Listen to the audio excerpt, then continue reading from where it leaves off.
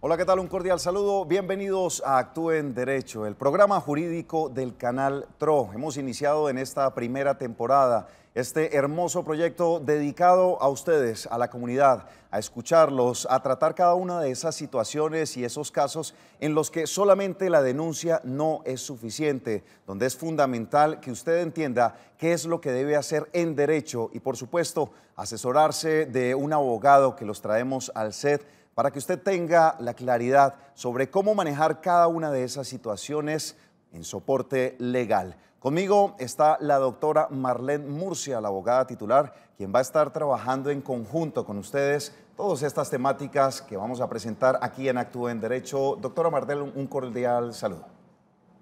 John, buenas tardes a todos nuestros televidentes. Realmente es una gran alegría poder estar aquí hoy, empezar este proyecto, darle inicio a este sueño de ser una voz, de ser una mano, de ser un amigo de ustedes, los televidentes. Este es un proyecto para ustedes, para la comunidad, y esperamos poder resolver todas sus inquietudes en derecho con la compañía de nuestros especialistas, que empezamos en el día de hoy con el doctor Samuel Villamizar. Va a estar trabajando con nosotros el día de hoy un tema muy especial. Él es especialista en Derecho Administrativo, Laboral y Seguridad Social. Abogado, muy buenas tardes. Bienvenido a Actúe en Derecho. Muy buenas tardes, John. Muy buenas tardes a la doctora Marlene. Muy agradecido por la invitación del canal TRO y pues gracias a Dios estamos acá para servirles y acompañarlos en este programa tan maravilloso. Bueno, listo para entregarle la solución a cada uno de los televidentes que le cuento. Se pueden comunicar a través de WhatsApp al 310-245-8548 y desde ya habilitamos la línea telefónica también para que nos llamen y aprovechen este espacio, esta oportunidad para que hablen con los especialistas. 648-4820 es la línea que pueden empezar a utilizar desde ya para comunicarse con nosotros. Vamos a hablar entonces, abogado, del primer caso que traemos hoy en Actúe en Derecho y tiene que ver con un señor que se llama José Orlando Ariza. José Orlando Ariza tuvo un accidente de tránsito y a partir de este momento ingresa con un tema de SOAT, con unas operaciones y empiezan unos incumplimientos. Conozcamos la historia entonces de José Orlando Ariza. Mi accidente fue a partir como de las 2 de la mañana, 1 de la mañana. Vía Bucaramanga, Piedecuesta, me dirigí hacia mi casa. Lastimosamente una camioneta hace un cruce prohibido, atravesar la autopista. Estaba lloviendo, poca visibilidad y pues desafortunadamente colisiono contra la camioneta, una camioneta Toyota. Y pues en el momento no me brindan como tanta atención, sino que ya llaman una ambulancia y me llevan hacia la Clínica Internacional Colombia, que fue donde fui como atendido. Ya me atendieron hasta el 28 de diciembre. Muy bien, este tipo de casos son muy comunes, los de accidentes de tránsito. Inmediatamente empieza el SOAT y empieza el desarrollo de lo que ha sido esta cruzada, esta encrucijada para José Orlando. ¿Se presentan mucho este tipo de situaciones, doctor Marlene? Realmente el tema de los accidentes de tránsito, la atención inicial que debe prestar el SOAT y las atenciones posteriores, lo que se genera después del accidente, es una de las problemáticas más recurrentes. Bueno, pues revisemos entonces con el abogado especialista para conocer en estas situaciones qué es lo primero que se debe saber. Sucede el accidente, quién entra a responder y cómo se empieza a resolver todo este tema. Bueno, la atención inicial de urgencias la debe asumir el SOAT y una vez agotado la asume la EPS o la ARS correspondiente, tratándose pues, de un accidente de esta índole. Acá hay que resaltar que lo primero que se presenta es una responsabilidad civil extracontractual derivada del accidente de tránsito del señor José Orlando con un vehículo a horas de la madrugada. Entonces, en ese orden de ideas, lo primero que hay que acudir, pues, inicialmente a urgencias. Quien debe cubrir esta contingencia es el SOAT y hasta los límites que obviamente soporta y puede, los topes de límites de ley establecidos para la cobertura. Abogado, le pregunto un tema. Cuando apenas sucede el accidente y entra en teoría a responder el SOAT, ¿qué pasa si ese SOAT es falsificado o está vencido, ¿ahí cómo se suple la situación de la persona quien ha sufrido el accidente? Bueno, el sistema de salud tiene previsto que frente a este tipo de contingencias lo cubre el Estado a través del ADRES, que es el anterior FOSIGA, y de esta manera se le garantiza al paciente su derecho a la salud en conexidad con la vida. Entonces, de no tener un SOAT, la persona pues obviamente entra al sistema de seguridad social a través del ADRES. Que es el sistema que se encarga para responder en caso de que esto llegue a suceder. Es el prestador el que se encarga de cancelar esa prestación económica y de permitirle que acceda a los servicios de urgencias. Y en urgencias inmediatamente lo tienen que recibir, llegue o no llegue con el SOAT. Sí, claro, porque está de por medio de la vida de una persona, es un derecho fundamental que debe garantizar el Estado y debe garantizar los particulares prestadores de servicios de salud. Claro, eso es muy importante para que los televidentes lo conozcan. En ninguna institución hospitalaria le pueden negar la atención de primeros auxilios, de urgencias a una persona, tenga o no tenga SOAT, sea el SOAT falsificado, claro que eso se sabrá posteriormente, normalmente al iniciar el proceso no se sabe, pero no es posible que a una persona le nieguen la prestación del servicio de salud, por lo menos las urgencias. Sí, es fundamental que obviamente la persona tiene que, todo vehículo debe contar con un SOAT para garantizar ese tipo de contingencia. Vemos que con motocicletas es el gran o mayor número de porcentaje de accidentalidad que hay en el país. Luego, obviamente todo ese tipo de vehículos tiene que contar con el SOAT obligatorio. Bueno, doctor, hay una pregunta que nos acaban de hacer a través de WhatsApp y tiene que ver con una atención que no se prestó en el momento de un accidente. La persona nos manifiesta que ha estado, luego de un accidente, estuvo en una ambulancia, entró a una clínica, luego posteriormente entró a otra clínica y no le querían prestar el servicio. ¿Esto es regular? ¿Esto es válido? ¿Qué tendría que hacer en ese caso? La persona pues ya queda, digamos que a la merced de lo que están diciendo cada una de las clínicas. Mire que de acá es donde se deriva el llamado paseo de la muerte, porque la prestación del servicio de salud debe ser ¿qué? Continua, eficaz, de calidad y oportuna. Entonces, bajo esos principios, la prestación del servicio de salud debe cumplirse bajo unos estándares de calidad que le impidan al usuario, que no permitan que se presente ese tipo de situaciones. No debe empezar a correr de una clínica a otra, porque en esos momentos es donde muchas veces hemos visto por las noticias que el paciente fallece y vienen las demandas de responsabilidad contra las entidades promotoras de salud. Tenemos una pregunta adicional que nos envían los televidentes a través de WhatsApp. Recuerde que usted también lo puede hacer a través del 310-245-8548 y si tiene una pregunta para los asesores al 648-4820 y con gusto vamos a estarle dando la voz para que pueda resolver esas inquietudes. Dice lo siguiente: tenía el SOAT vencido la persona que cometió el accidente. Cuando llegamos a la clínica dijo que era imposible que se pudiera atender. Así duramos visitando varias instalaciones por la negación de lo que usted acabó de decir, que sí estaba en derecho, que lo debían atender, pero no lo atendieron aún porque no tenían el SOAT al día. Bueno, ahí vemos que puede presentarse un tema inclusive penal, un tema disciplinario frente a aquellos operadores que no le brindaron la atención y un tema de responsabilidad por los perjuicios que le pueden llegar a la persona, aún el peligro de la muerte de aquel paciente que no atiende. Es importante señalar también que no solo cualquiera de los dos seguros ampara, es decir, si son dos vehículos los que se ven involucrados, sí, cualquiera de los dos se puede hacer efectivo el SOAT, cualquiera de ellos, y hasta los límites o topes de ley. Quisiera que vemos, doctora Marlene, muchos de estos casos donde se aprovecha precisamente la economía, entre comillas, para mover el SOAT de manera ilegal o no pagarlo o sacarlo vencido. Realmente es una problemática que nos está afectando y que está afectando al sistema de salud.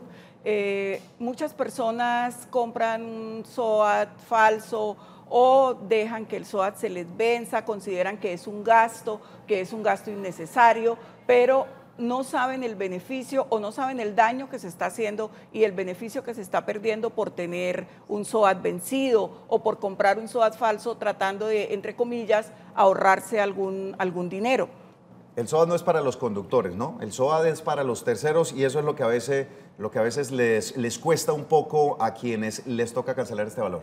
Exacto, porque frente a un accidente en vía pública, un peatón está amparado por este seguro. Una persona que probablemente no llegue a tener seguridad social, esa contingencia está asegurada a través del SOAT. El SOAT lo que da es tranquilidad a quien lo adquiere, porque yo estoy en mi vehículo, estoy en mi motocicleta, tengo mi SOAT al día, llega a ocurrir algún accidente, nadie está exento de un accidente y yo como propietario de ese vehículo puedo estar tranquilo porque sé que el SOAT lo va a cubrir. Muy bien, pues vamos a seguir revisando el caso de José Orlando, luego de que ya empieza esta primera etapa donde recibe su primer procedimiento médico. Revisemos qué fue lo que pasó con José Orlando. Ingresé con el trauma de partidura de la tibia y el peroné. El médico de turno lo que me dice es que tengo que pasar a cirugía inmediato. Entonces me cuadran para cirugía y el día 20 ya me fijan el tutor como tal. Y me hacen la limpieza de la herida, porque pues como fue herida abierta, entonces me hicieron los respectivos, como los lavados en la herida. Y me fijan el tutor. Y ya ahí en adelante pues ya la atención médica normal. Yo permanecí en la clínica internacional hasta el día 28 de diciembre, en la noche, hasta las 8 de la noche me dieron un plazo para que saliera, que Comeva ya no cubría más. Ya se había acabado el SOAT, ya como tal la internacional ya no se hacía cargo de mi situación. Y lo que hace Comeva es que envía a la de clínica en casa para que me valore y me diga si me hospitaliza, si es necesario que me hospitalice o si es necesario que me pueda ir para la casa, que ellos me realizan las curaciones en casa. Pero la doctora determina de que no, que yo puedo irme para la casa y allá puedo continuar con el tratamiento de clínica en casa. Bueno, y aquí empieza, abogados, una de las primeras problemáticas que se le presenta a todo ciudadano con una EPS, o más que problemática, el miedo en el momento en que le dicen hasta aquí le podemos cubrir. Ya se acabó, digamos que la cobertura en cuanto a nivel económico representa, ¿y ahora qué? Es la pregunta. Como lo venimos anunciando, el sistema tiene que mantenerse hasta que el paciente se recupere, porque esa es la finalidad del sistema de salud, que la persona cuando ingresa salga pues obviamente en óptimas condiciones. De esa manera no pueden haber límites o limitantes, mejor, de alguna índole para garantizar su derecho a salud. No pueden haber estrategias como la que médico en su casa o aquellas para evitar y para darle el tratamiento correspondiente al paciente.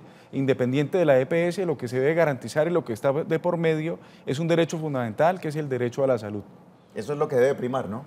Eso es lo que debe primar y eso es lo que está establecido en nuestra Constitución, en nuestras leyes. Las EPS tienen responsabilidades civiles, penales, los representantes legales tienen responsabilidades disciplinarias por evadir la prestación del servicio. Sin embargo, esto se ha convertido en un tema recurrente y ahí es donde entramos como abogados a tratar de que estas situaciones se corrijan y se preste el servicio como debe ser. Doctor, ahí lo que preocupa es que en el momento en que le dicen que se ha suspendido o que ya se acaba la cobertura, preocupa a los pacientes o a los usuarios del seguro que empiecen a dar, digamos que determinaciones con respecto a que, bueno, ya le tenemos que dar el alta porque no hay nada más que hacer y es mejor sacarlo de la clínica a que se quede. Pero si se queda, es importante que nos firme un pagaré para poder seguir respondiendo. ¿Esto es o no es legal y qué tiene que hacer la persona?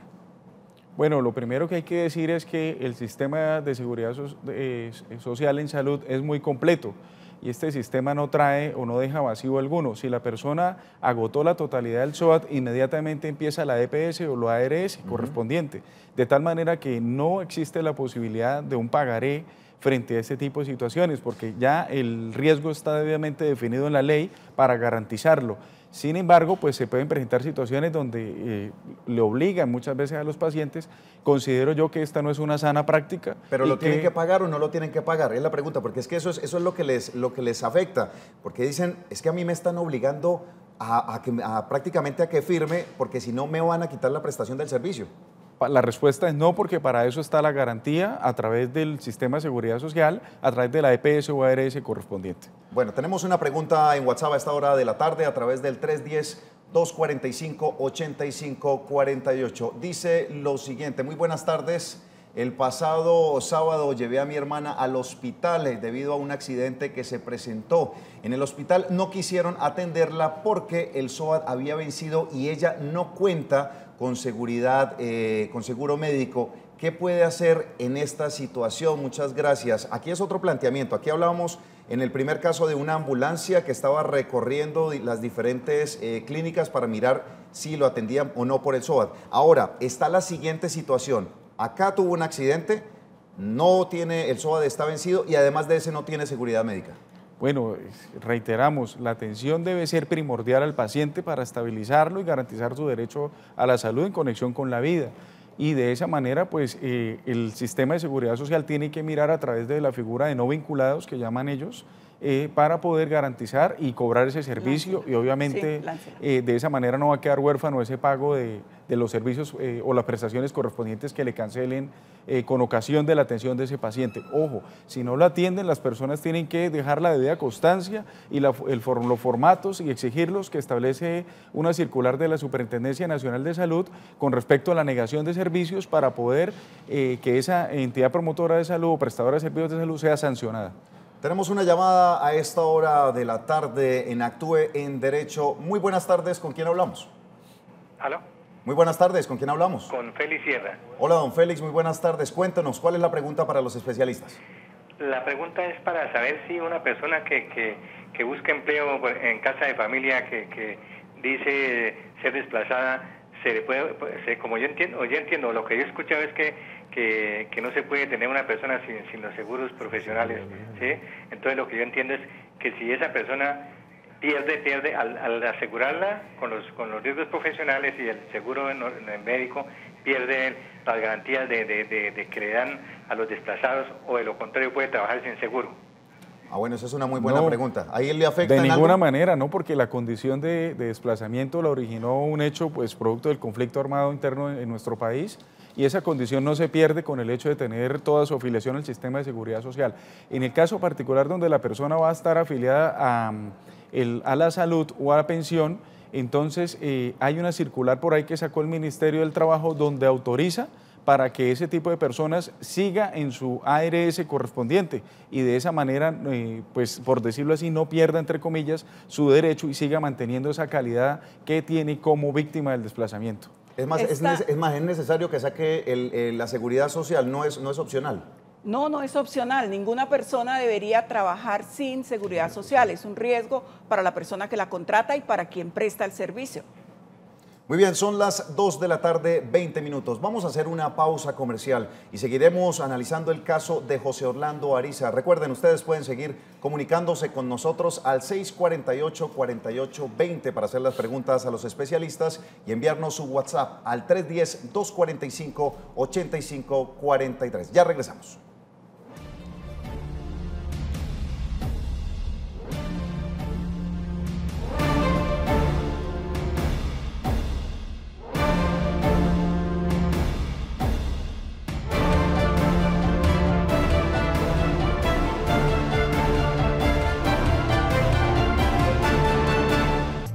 De la tarde, 23 minutos, seguimos en Actúe en Derecho. Agradecemos las llamadas que estamos recibiendo de cada uno de los televidentes. Les pedimos que inicialmente, en esta parte inicial del programa, hagamos las preguntas correspondientes a la temática que estamos tratando. Al finalizar, vamos a hacer una ronda de preguntas grandes para que ustedes puedan hacer o resolver sus inquietudes por parte de los especialistas. Vamos con otra pregunta en WhatsApp, que nos la envían precisamente para que sea resuelta por nuestros abogados. La pregunta dice lo siguiente: llevo aproximadamente 15 años afiliada a la EPS Comeva como independiente y dependiente. En este mes de marzo de este año gestioné el subsidio de protección al cesante con Cajazán, ya que me quedé sin empleo, la cual fue aceptada desde el mes de abril. En la actualidad inicié trámite con la EPS Comeva para continuar con el pago de las prestaciones como independiente, ya que el subsidio finaliza en el mes de septiembre, a lo cual la EPS me informa, mucha atención a esto, abogados, que no se puede cotizar como independiente por haber tomado el subsidio y por no tener actividad económica. La EPS en este momento está obligando a la señora a llenar un formulario para entrar a estudio, si aceptan o no como cotizante dependiente. Y le preocupa, por otra parte, que le comentó a la EPS Comeva que se encuentra en estado de embarazo. Le preocupa que la forma del actuar de la EPS. Ella dice cuál debe ser el trámite a seguir con la EPS Comeva para que pueda continuar cotizando como independiente sin que se afecte esa licencia de maternidad. Ahí es complicado, ¿no? Sí, es muy complicado y hay que mirarlo del tema del subsidio que ella está tomando por el desempleo. Si hay alguna prohibición para que la persona en ese tiempo esté afiliada como independiente, pues obviamente lo que tendría que dejar es esa condición, desafortunadamente, a partir del momento que ella quiera afiliarse ante el estado de embarazo y su derecho fundamental a la salud, tendría que revisar para efectos de salirse del subsidio para ingresar al sistema. Sin embargo, a mi juicio, considero que esas limitantes de tipo administrativo no le pueden afectar su derecho a la salud y por lo menos de la criatura o el estado de embarazo en que se encuentra. Pero ahí la pueden obligar a hacer ese cambio que le está manifestando la EPS en esa condición, o sea, ¿sí o no la pueden obligar? Hay que analizar muy particularmente si la ley del desempleo que le otorga ese beneficio establece algún tipo de provisión para que la persona pueda cotizar como independiente, porque de ahí parte todo. Y si la trae, pues obviamente no puede ella obligar a la cooperativa, a Comeva EPS, a que la afilie. Y si no trae esa provisión, obviamente sí le están garantizando, le están vulnerando un derecho fundamental a ella. Pero Doc, ahí estamos ante un tema muy especial y es que ella está embarazada. Ella tiene un fuero de estabilidad laboral por estar embarazada. Una protección especial. Claro, una protección especial. En este momento no lo ejerce ante ningún empleador porque no está trabajando, pero creo que ante la EPS, con más ver, como decimos aquí en Santander, tiene que la EPS protegerla. Yo le sugeriría que haga una petición a la EPS donde le plantee todas las dudas. Uno, si por estar cubierta por el seguro de desempleo no puede cotizar como independiente, que le indiquen cuál es la norma que así lo ha establecido, sí. Y qué pasa con su estado de embarazo, porque una mujer en estado de embarazo goza de una protección, claro, goza de una protección especial. Las altas cortes han manifestado eso hasta la saciedad, entonces una EPS no puede desconocer ese tema. Es una estabilidad reforzada de la mujer en estado de embarazo, de gravidez. Especial. En esa condición tiene que garantizarla el Estado a través de la EPS. Además, y no puede haber una negativa. Ella tiene una antigüedad de 15 años en esa EPS. Exacto, entonces tiene una continuidad, tiene una... está cotizando el sistema, es decir, que acá no hay ningún desfinanciamiento por ella entrar a cotizar al momento. Muy bien, vamos a seguir entonces respondiendo sus preguntas, pero continuemos con el caso de José Orlando. Inició el viacrucis de saber quién o no lo debía operar. Esto fue lo que nos dijo José Orlando. Desde el 14 de febrero. 14 de febrero tuve la primera cita con el ortopedista que me iba a hacer la cirugía. Y él pues lo que me dijo fue que ya no trabajaba con Comeva, que ya no iba a trabajar con Comeva, pero que me iba a remitir a la clínica La Comuneros con los especialistas de allá, pero que me iba a mandar como en prioridad, porque pues lo que yo necesito es prioridad. El ortopedista el 1 de mayo, como ellos hicieron junta médica en La Comuneros y ninguno me hacía lo que yo necesito, me remitió a la clínica La Riviera, que allá hay cirujanos muy buenos, y ella me remitió con el doctor Botía, cirujano de allá Pero allá cuando llegué allá, él me dijo, no, lo que usted necesita, yo no lo hago. Pero yo voy a hacer una junta médica, y la hizo el 7 de mayo, fue la junta médica, el 7 de mayo, donde asignaron al doctor Oscar Vargas, que es el que me hace la cirugía. Él me vio el 21 de mayo, yo saqué cita en La Riviera y me vio el 21 de mayo. Pero el 21 de mayo me dieron la orden, vine a la sala CID y en la sala CID no me dieron la cita para que el ortopedista me operara en La Riviera, sino que en La Comuneros, porque como Comeva no iba a pagar en la...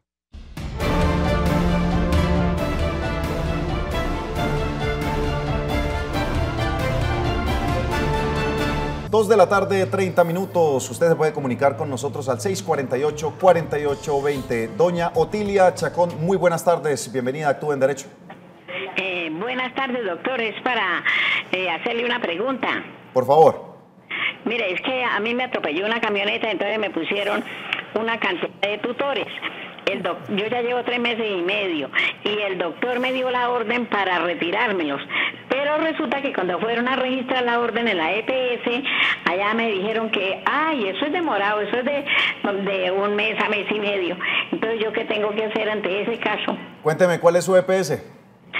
Salud Total. Salud Total. Bueno, vamos a tomar sus datos y vamos a responderle desde acá con los abogados. Ahí en el caso de doña Tilia, ¿qué se puede hacer? Programe la cirugía. Bueno, presentar la petición, una petición respetuosa al amparo del artículo 23 de la Constitución Nacional para que le garanticen su derecho y obviamente no le den más demora a su situación de salud. 3 meses, obviamente la persona ya desmejora su calidad de vida y requiere de una atención inmediata para continuar con su tratamiento de salud, obviamente que le retiren ese tutor de allí. Bueno, revisemos, doctor, nuevamente el caso de José Orlando. A José Orlando ya le han identificado cuál es la operación que tiene que hacer, pero empieza su viacrucis en ese vaivén de quién es el que lo debe operar. Mucha atención, acá en una de las clínicas le dicen que no lo pueden operar, lo ven 2 especialistas, definitivamente ahí no. Posteriormente lo envían a otra clínica donde allí sí es posible que lo operen. Luego la EPS, después de haber revisado este tema, lo remite nuevamente a la clínica donde ya se sabía que no lo podía operar. Ese vaivén, ¿cómo hace José Orlando para no estar precisamente yendo y viniendo y que lo atiendan donde lo deben atender? Bueno, acá se ven reflejadas todas las deficiencias del sistema de seguridad social y salud. No deben haber este tipo de acciones o de omisiones, mejor, porque debe tener la EPS garantizada la continuidad de la prestación de los servicios de salud a través de los convenios con los diferentes operadores y prestadores de servicio. Vemos cómo él menciona Clínica La Riviera, que es una clínica especializada en este tipo de procedimientos, lo devuelven a la Comuneros y lo tienen para allá y para acá. No, acá lo que prima es la atención de calidad, de manera oportuna, sin tanta traba, por decirlo así, y garantizarle la prestación efectiva. Yo diría que yo colocaría, o la asesoría sería en el sentido de colocar una queja ante la Superintendencia Nacional de Salud con ocasión de la omisión de no tener los contratos vigentes con estos prestadores de los servicios de salud para que le garanticen su derecho. ¿Y qué pasaría, doctora, si no se tienen los convenios? Ya se ha establecido que hay una entidad que lo puede atender, pero lo envían a otro lado donde no se tiene convenios. ¿Ahí qué pasa? Lo que dice el abogado, el señor tiene que presentar una petición, una queja ante la Superintendencia de Salud porque ya ha sido reiterada la posición de la Superintendencia, los pacientes no tienen por qué pagar este tipo de carencia de la EPS, la obligación de la EPS es prestar el servicio, es tener los convenios y si así no lo hace, tiene que responder. Las EPS responden civil, penal, disciplinariamente sus representantes legales, entonces lo que hay es que ejercer esos mecanismos para que la Supersalud proceda a sancionar a la EPS. Doctor, y en este caso puntual de ese vaivén por parte de las EPS, si ya sea el usuario ya identificó dónde lo pueden atender, él puede negarse a que ese traslado nuevamente se lo hagan y exigirle a la EPS que sea atendido en esa clínica que ya le dijeron que era posible. Bueno, es un derecho del usuario, ¿no? A exigir que le garanticen su tratamiento donde considere que le van a estabilizar su salud, a garantizar su derecho. Entonces, para mí es un derecho del usuario, sin embargo, la limitante que hay es con el tema de convenios y con quien ellos pueden contratar para realizar este tipo de situaciones. En ese caso, pues se abre la ventana o la posibilidad de instaurar una acción de tutela para garantizar sus derechos a la salud, ¿no? De manera inmediata. Bueno, tenemos llamada a esta hora de la tarde. Muy buenas tardes, ¿con quién hablamos? Con Juan Camacho. Joan, ¿cómo está? Muy buenas tardes. ¿Cuál es la pregunta para los especialistas? Hágame un favor, es que yo tengo un hijo que tiene diabetes. Más o menos hace unos 15 años me lo estaban atendiendo por Medimás. Yo soy pensionado y tengo el seguro de Medimás. Ahorita en la actualidad me lo desafiliaron y me dicen que él no tiene derecho más a servicios porque él ya tiene 29 años. Entonces a mí me dijeron, yo estoy averiguando, y me dijeron que ellos no lo pueden desafiliar porque es una enfermedad... Degenerativa. ¿Degenerativa? Exacto, sí, que ellos no pueden desafiliarlo. ¿Qué me aconseja usted, doctor?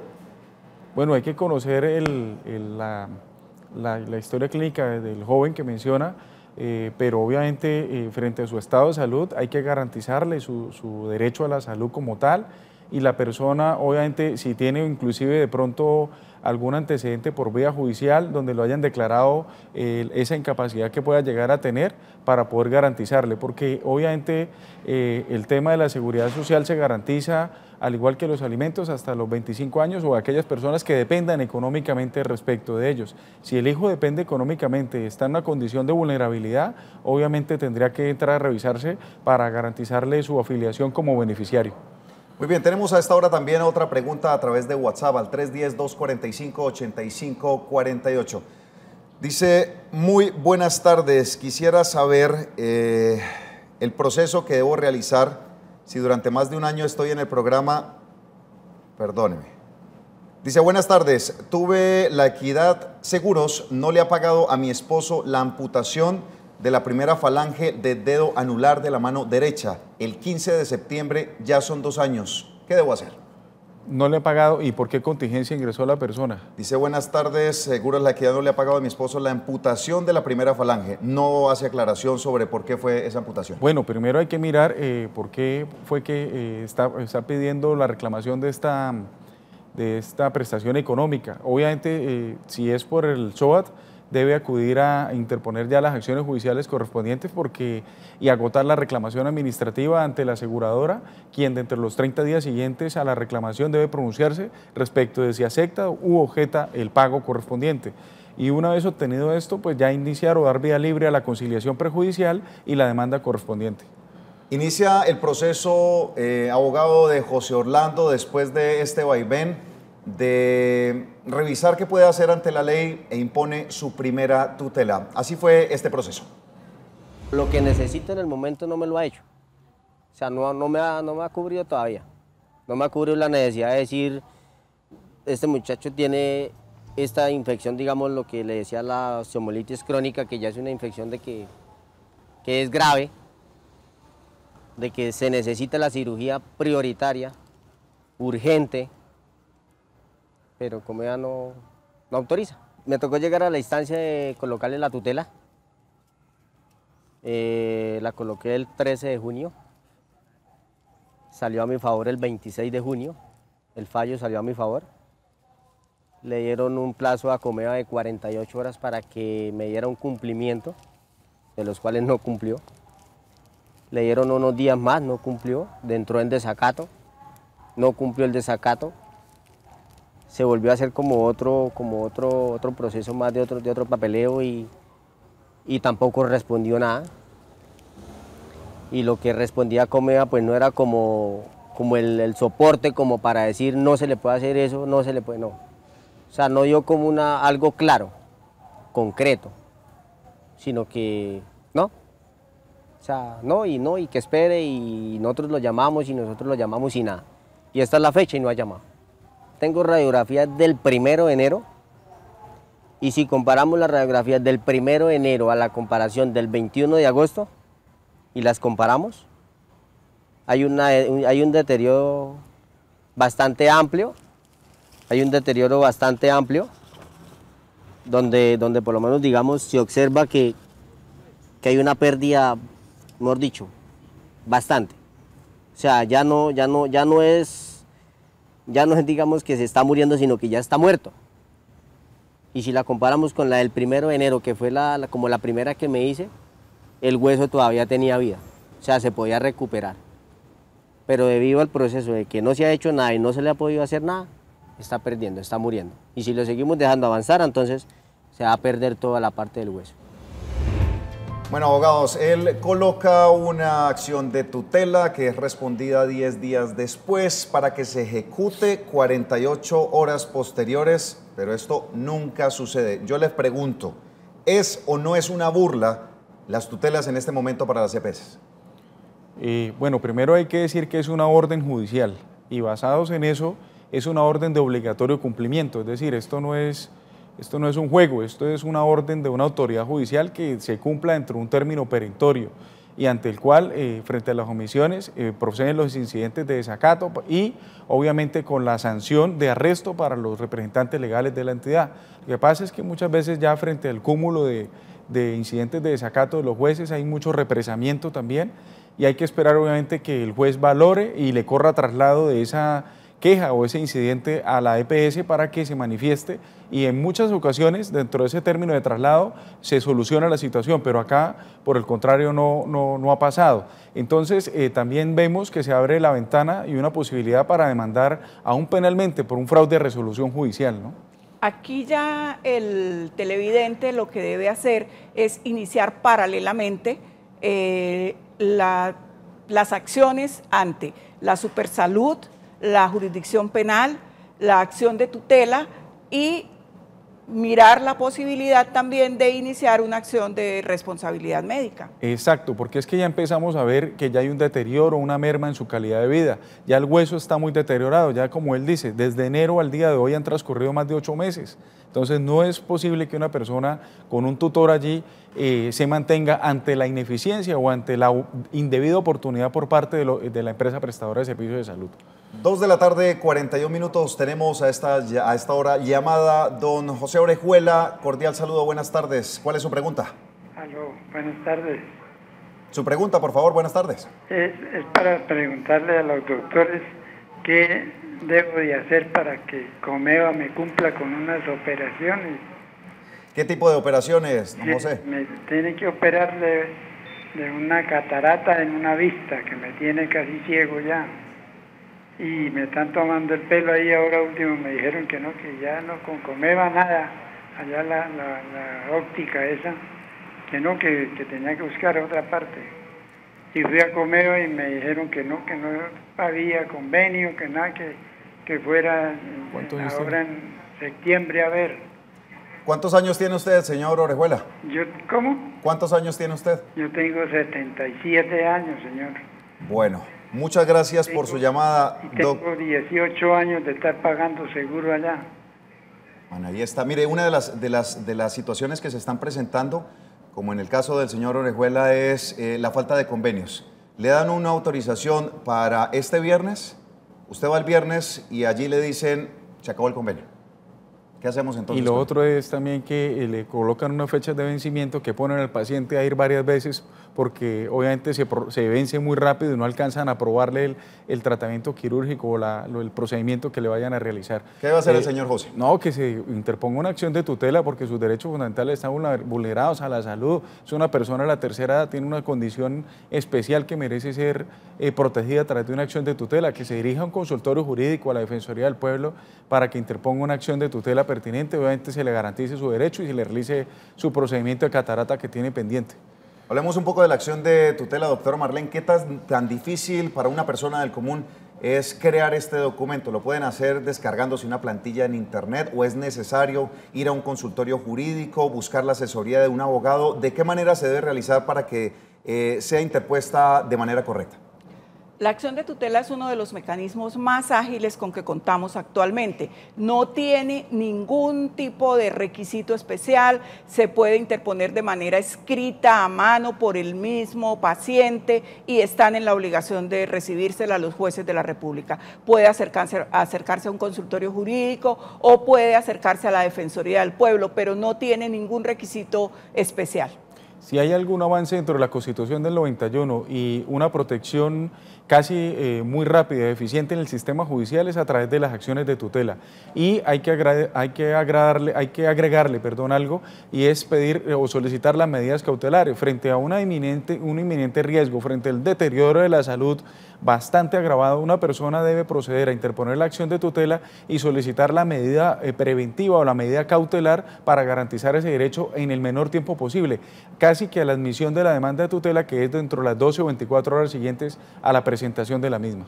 Muy bien, son las 2 de la tarde, 44 minutos. Recuerde que usted puede enviarnos sus mensajes al 310-245-8548 y llamarnos también al 648-4820. Vamos a leer un mensaje antes de ir a comerciales y al regreso vamos a dar la respuesta. El mensaje es el siguiente.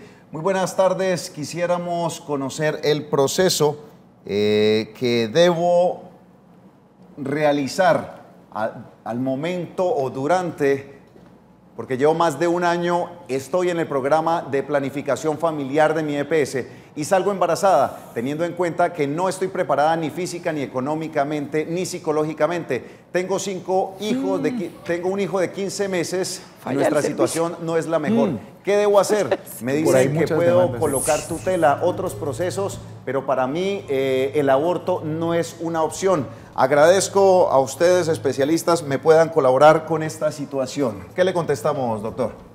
Bueno, sobre este tema ya el Consejo de Estado se ha pronunciado en diferentes ocasiones, donde ha señalado que frente al fracaso de un proceso donde la persona no quiere seguir o quedar en estado de embarazo, la responsabilidad es del Estado, y en ese momento pues la demanda correspondiente se le dirige pues a la entidad, si es una empresa social del Estado, para que le garantice obviamente y le pague los perjuicios que le ocasionan esto, porque la persona se ha sometido a un procedimiento para no quedar en estado de embarazo, se ha sometido a un tratamiento médico y ha sido juiciosa, y ese tratamiento desafortunadamente a mi juicio ahí se convertiría en un tratamiento de resultado, no un tratamiento de medio, y al ser este resultado pues obviamente se originan unos perjuicios a favor de la persona que se encuentra en situación de embarazo. Doctor, estamos ahí frente a una falla del servicio, sí, evidente. Una falla del servicio. Es una de las nombres que tiene este tipo de falla del Estado. O sea, ella estaba en un proceso, el Estado le ha fallado al suministrarle ese tratamiento, estamos ante una falla del servicio. Y sobre esto ya hay un antecedente jurisprudencial bastante avanzado y vaya, hay mucho criterio sobre particular. Muy bien, tenemos una nueva pregunta, dice: muy buenas tardes, tuve un accidente de tránsito hace 5 años y quedé en discapacidad con 53%. Iba para el trabajo en mi moto, me atendieron por mi SOAT, el del vehículo no me ha reconocido nada, ni tampoco la ARL, me reconoció solo el SOAT, 17.500.000 pesos en la clínica. Esta respuesta a esta pregunta la vamos a conocer después de la siguiente pausa comercial. Ya regresamos.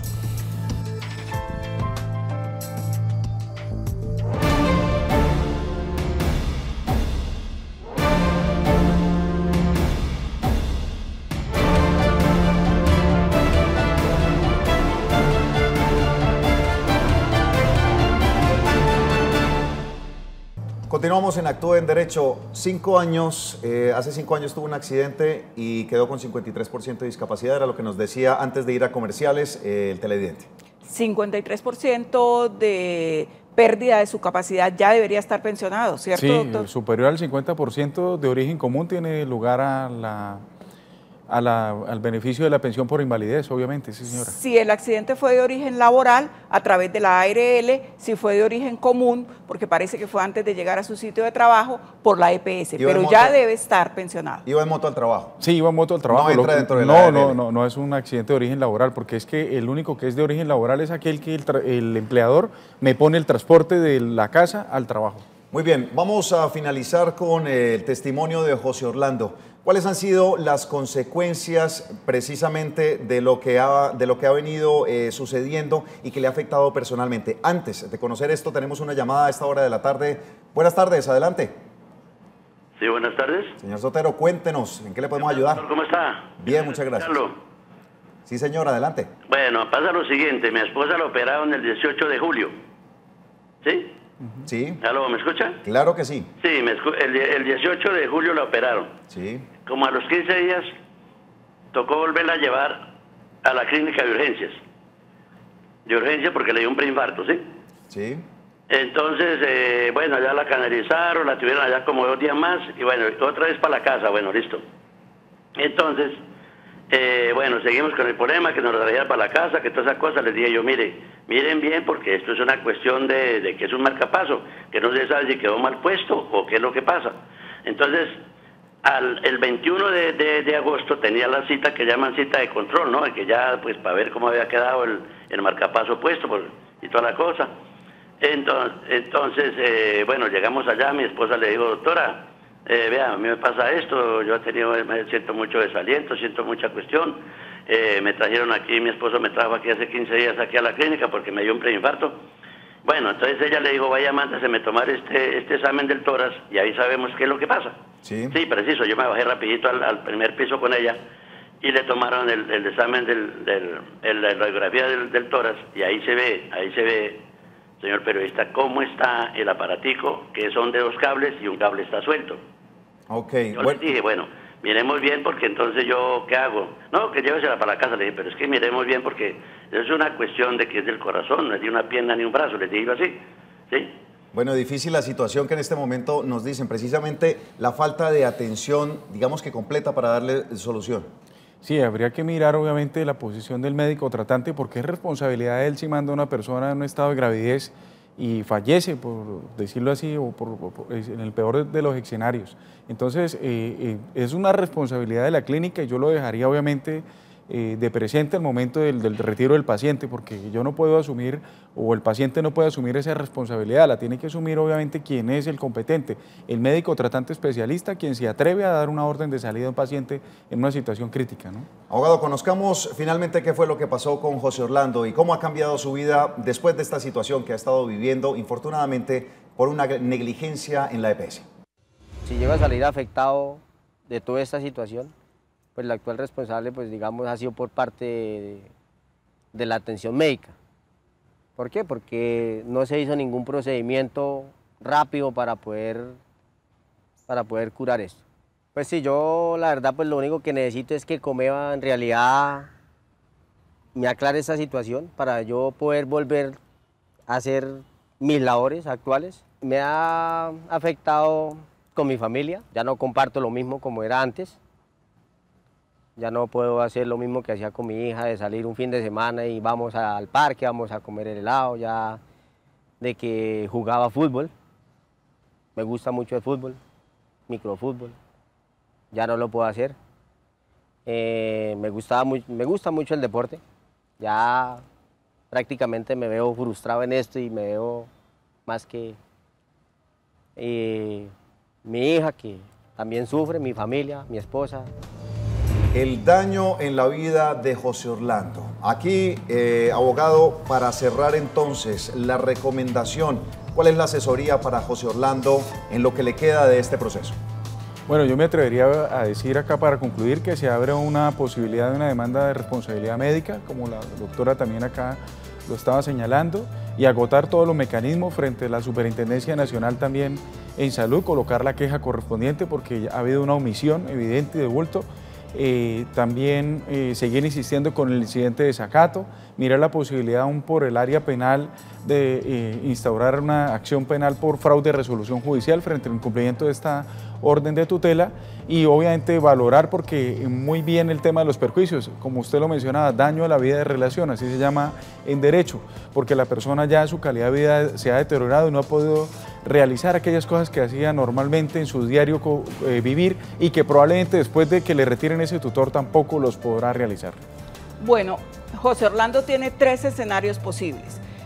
Ya instauró la acción de tutela, hay un fraude a resolución judicial, él debe ir a la jurisdicción penal, porque están infringiendo ya la ley penal. Hay un fraude a resolución judicial.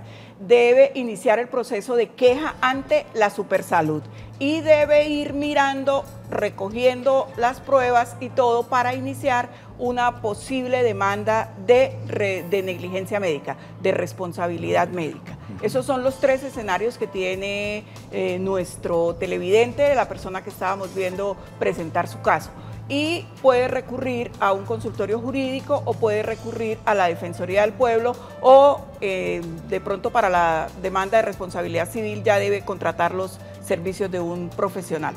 Sí, debe contratar los servicios, a mi juicio, de un profesional, y además ir mirando la posibilidad de solicitar un amparo de pobreza para efectos de que determinen a través de un dictamen pericial la pérdida de la capacidad laboral de él con la Junta Regional de Santander, si es de acá, y de esa manera obtener la valoración y poder estimar los perjuicios económicos de lucro cesante y obviamente morales que se le han ocasionado a él y a su familia. Muy bien, abogado, muchas gracias. Abogado Marlene, muchas gracias también por haber estado en Actúe en Derecho. Recuerde que usted también puede estar muy atento a todos los temas que vamos a estar trabajando en Actúe en Derecho. Mañana vamos a estar tocando un tema bien importante, la violencia contra la mujer. ¿Cuáles son los derechos? ¿De qué manera se debe proceder? ¿Cuáles son los casos que se han estado presentando a nivel nacional? Su caso puede presentarse aquí en Actúe en Derecho a través de WhatsApp 310-245-8548. Las llamadas en vivo al 648-4820. Son las 2 de la tarde y 59 minutos. Un placer haber estado con ustedes. Continúen con toda la programación del Canal TRO.